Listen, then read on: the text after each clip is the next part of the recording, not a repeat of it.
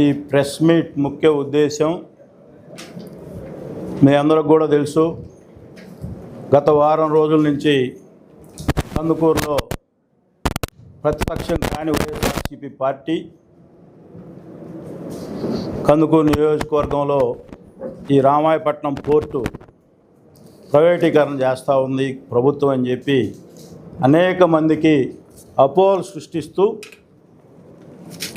అనేక అబద్ధాలు చెప్తూ ఎవరైతే ఈ జిల్లాలో ఎక్కువ లిక్కర్ మాఫియా చేసినటువంటి కాకాని గోవర్ధన్ రెడ్డి గారు, అలాగే కావలి మాజీ శాసనసభ్యులు ప్రతాప్ కుమార్ రెడ్డి గారు రామాయపట్నం పోర్టుని ముట్టడిస్తాం, మా ప్రభుత్వంలో 90% పనులైనాయి అని చెప్పి ప్రజలను తప్పుదోవ పట్టించే కార్యక్రమం చేస్తామన్నారు. దానికి నిన్న గౌరవ ఈ రాష్ట్ర పోర్టులు రోడ్లు భవనాల శాఖ మంత్రులు బీసీ జనార్దన్ రెడ్డి గారు, అలాగే సెక్రటరీ గారు కృష్ణబాబు గారు దీని గురించి ప్రజలకు చెప్పాల్సిన కార్యక్రమం కూడా నేను చేశారు. మీరు అందరూ కూడా చూశారు. నేను ఈ సందర్భంగా మీ అందరికి కూడా తెలియజేస్తా ఉన్నా, పత్రికా సోదరులు అందరూ కూడా, మీరు కూడా అన్ని విషయాలు తెలిసిన వాళ్ళు కాబట్టి ఈ నియోజకవర్గ ప్రజలకి మనం ఈ ప్రభుత్వం ఏదైతే చేయబోతా ఉందో ప్రజలకు చెప్పాల్సిన అవసరం మనందరి మీద ఉందని చెప్పి ఈ సందర్భంగా మీకు తెలియజేస్తా ఉన్నా. దానిలో ముఖ్యంగా ఈ రామాయపట్నం పోర్టు రాబోయే రోజుల్లో ఒక పెద్ద 19th బెర్త్తో ఒక భారీ పోర్టు కాబోతూ ఉంది. ఆ రోజు రాష్ట్ర ముఖ్యమంత్రి చంద్రబాబు నాయుడు గారు ఈ రామాయపట్నం పోర్టును మేజర్ పోర్టు చేస్తే దాన్ని మైనర్ పోర్టు చేసిన ఘనత కూడా ఎవరిదో మీ అందరికీ కూడా తెలిసిన విషయం. ఈరోజు ప్రభుత్వం కాడ ఉండే పెట్టుబడులు మీ అందరికి కూడా తెలుసు. ప్రభుత్వం దగ్గర ఉండే పరిస్థితులు, ఆర్థిక పరిస్థితులు మీ అందరికి కూడా తెలుసు.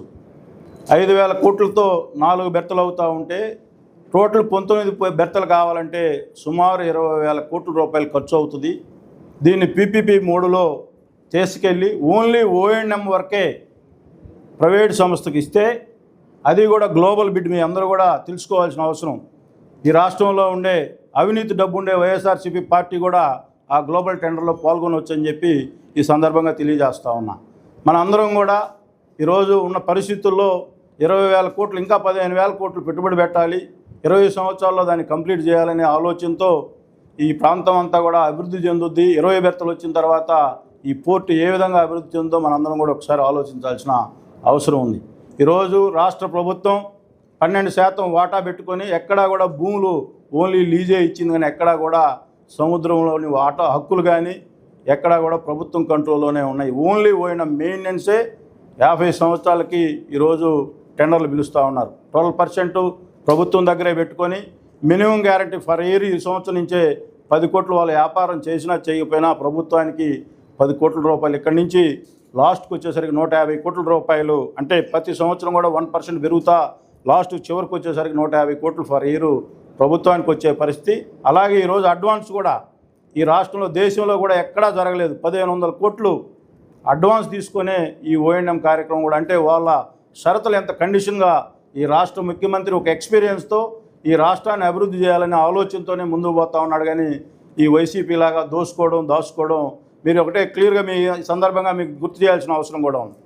గంగవరం పోర్టులో ప్రభుత్వానికి ఉన్న వాటా 2020-21లో ఎవరు అమ్మారో ఈ రాష్ట్రంలో ఉన్న వైసీపీ నాయకులు చెప్పాలి. ఫస్ట్ ఈ రాష్ట్ర ప్రభుత్వం చాలా క్లియర్గా O&M మెయింటెనెన్సే ఈరోజు గ్లోబల్ టెండర్లు, అది కూడా ఎవరికి ఇష్టం ఉన్నా ఈరోజు గవర్నమెంట్ షరతులు పెట్టింది 12% అని. రేపు ఎవరైనా 20% ఇస్తే శుభ్రంగా 20%, ఎవరికి ఎక్కువ ఇస్తే వాళ్ళకి ఇచ్చే పరిస్థితి. ఈరోజు 10 కోట్ల మినిమం ఇన్కమ్ కూడా పెట్టింది.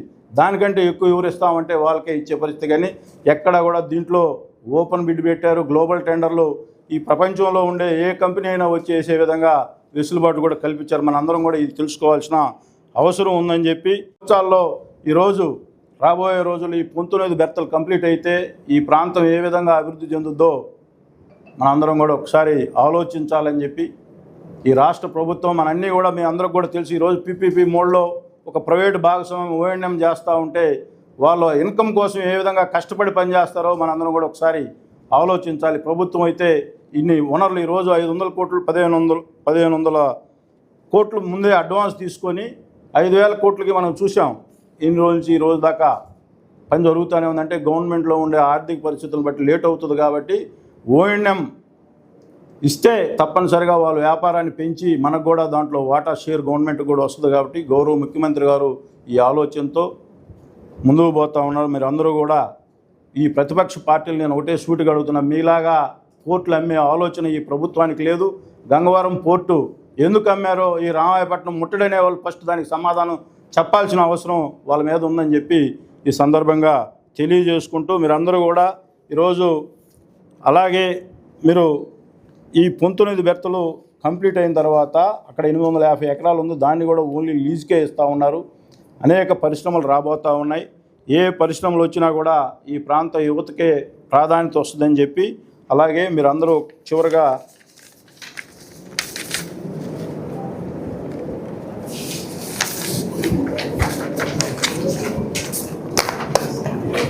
ఈ పర్సంటేజ్ కూడా ప్రతి సంవత్సరం కూడా ఇప్పుడు ప్రజెంట్ 12% ఉంది. అది మళ్ళీ ఇయర్ 1% పెరుగుతూ లాస్ట్కి 25% ప్రభుత్వ వాటా ఈ ఓఎన్ఎంలో కూడా ఉంటుందని చెప్పి, అలాగే 10 కోట్లు మినిమం ఈ సంవత్సరంలో వాళ్ళకి ఇన్కమ్ వచ్చినా రాకపోయినా కంపల్సరిగా 10 కోట్లు, అది మ్యాక్సిమం చివరికి వచ్చేసరికి ఫర్ ఇయర్కి వచ్చి 150 కోట్లు ప్రభుత్వానికి ఆదాయం వచ్చే పరిస్థితి ఉంటుందని చెప్పి ఇవన్నీ కూడా క్లియర్గా నిన్న గౌరవ మంత్రి గారు చెప్పారు.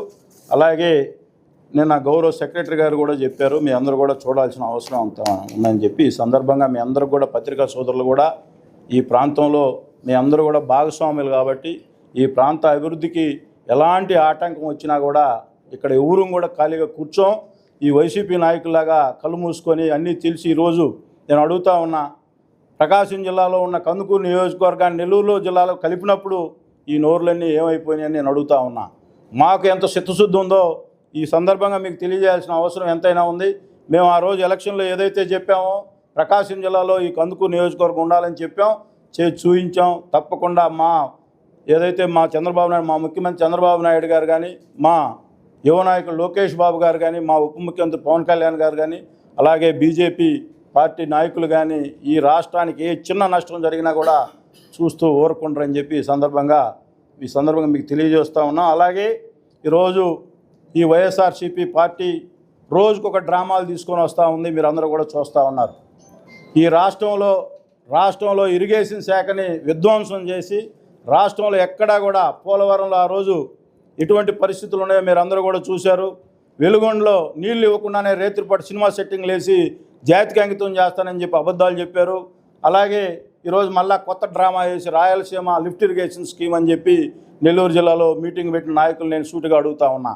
అదే రాయలసీమలో మీ జిల్లాలోనే మీకు రాయలసీమ లిఫ్ట్ ఇరిగేషన్ గురించి మాట్లాడే ముందు అన్నమయ్య జలాశయం మట్టి కొట్టుకోబోయి కొంతమంది చనిపోతే మీ ప్రభుత్వంలో 5 సంవత్సరాల్లో కనీసం తట్టడం మట్టి కూడా వేయని చేత కానీ రాయలసీమ ద్రోవులు మీరు మళ్ళా ఈరోజు వచ్చి ఇక్కడ మేము రాయలసీమ లిఫ్ట్ ఇరిగేషన్ పెడితే ఈ రాయలసీమ అంతా ఈరోజు గౌరవ ముఖ్యమంత్రి గారు హార్టికల్చర్ హబ్ రాయలసీమని ఏ విధంగా ముందుకు తీసుకొని పోతా ఉన్నాడో, రేపు రాయలసీమలో ఆల్రెడీ హార్టికల్చర్ హబ్లో మన నియోజకవర్గం కూడా చేర్చినందుకు గౌరవ ముఖ్యమంత్రి గారికి ఈ నియోజకవర్గ ప్రజల తరఫున హృదయపూర్వక ధన్యవాదాలు తెలియజేసుకుంటాం. మనం నెల్లూరు జిల్లాలో ఉండుంటే ఈరోజు మన రాయలసీమ ప్రాంతానికి వచ్చే హార్టికల్చర్ హబ్లో కూడా మనం మిగిలిపోయే వాళ్ళం.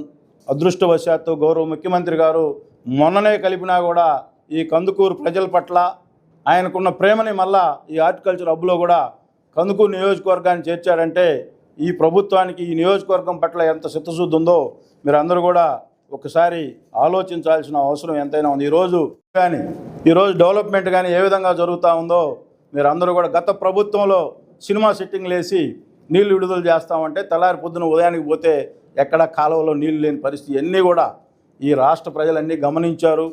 ఈ ప్రకాశం జిల్లాలో ఉన్న నియోజకవర్గాలను అందరూ కూడా గమనించే మిమ్మల్ని ఏ పరిస్థితుల్లో కూర్చోబెట్టారో మీరు ఒకసారి ఆలోచించాలి. మన ప్రాంతంలోనే ఉన్న గుండ్లకమ్మ గేటు కొట్టుకోకపోతే 5 సంవత్సరాల్లో గేటు పెట్టని చేతగాని ప్రభుత్వం గత ప్రభుత్వం అయితే, ఈ ప్రభుత్వం వచ్చిన తర్వాత దాన్ని ఇమీడియట్గా క్లియర్ చేసిన పరిస్థితి ఇవన్నీ కూడా మీరు అందరూ కూడా గమనించాలని చెప్పి ఈ సందర్భంగా తెలియజేసుకుంటూ, మీరందరూ కూడా నిన్న రాయలసీమ ఏదైతే ఈ లిఫ్ట్ ఇరిగేషన్ స్కీమ్ గురించి మాట్లాడుతూ ఉంటే స్వయాన వైఎస్ఆర్సీపీ ఎమ్మెల్యే విశ్వేశ్వరరెడ్డి గారు గత ప్రభుత్వంలో రాయలసీమ ఏ విధంగా అన్యాయానికి గురైంది, ఈ ప్రభుత్వం వచ్చిన తర్వాత రాయలసీమను ఏ విధంగా రాష్ట్ర ముఖ్యమంత్రి ఈరోజు మీరందరూ కూడా చూశారు. మన కర్నూలులో కూడా ఆ గోల్డ్ మైన్ కూడా ఓపెన్ చేశారు.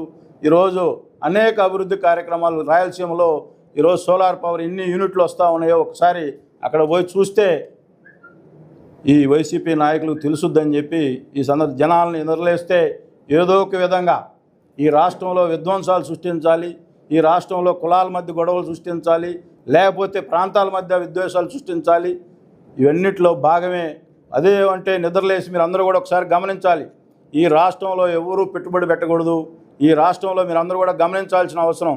మావిగన్ అనే దాంట్లో కూడా కుట్ర ఉందని చెప్పి ఈ సందర్భంగా మన రాష్ట్ర ప్రజలందరూ, విఘ్నులైన ప్రజలందరూ కూడా గుర్తించాలి. రాజధానిలో ఈరోజు బ్రహ్మాండమైన హాస్పిటాలిటీలు, హోటల్స్ కానీ అనేక సంస్థలు వచ్చి ఈరోజు రాజధానిలో పెట్టుబడులు పెట్టి బిల్డింగ్లు కడతా ఉంటే రాబోయే రోజుల్లో నేను వస్తే మళ్ళా దీన్ని విధ్వంసం చేస్తానని చెప్పి ఇండికేషన్ ఇస్తూ ఉన్నాడంటే ఒక ప్రతిపక్ష నాయకుడిగా కాకుండా ఈరోజు మాజీ ముఖ్యమంత్రి అయ్యి ఒక హోదాలో ఉండాల్సిన పద్ధతి ప్రకారంగా మాట్లాడాల్సిన అవసరం ఉండి కూడా ఈరోజు మతి తప్పి ఏ విధంగా మాట్లాడుతూ ఉన్నాడంటే ఈ రాష్ట్రానికి పెట్టుబడులు రాకూడదు, ఈ రాష్ట్రం అభివృద్ధి చెందకూడదు, ఈ రాష్ట్రంలో యువతకు ఉపాధి అవకాశాలు కల్పించకూడదు, రాకుండా ఉంటే రేపు మళ్ళా మా సాయం వస్తారని అనుకుంటా ఉన్నాడు.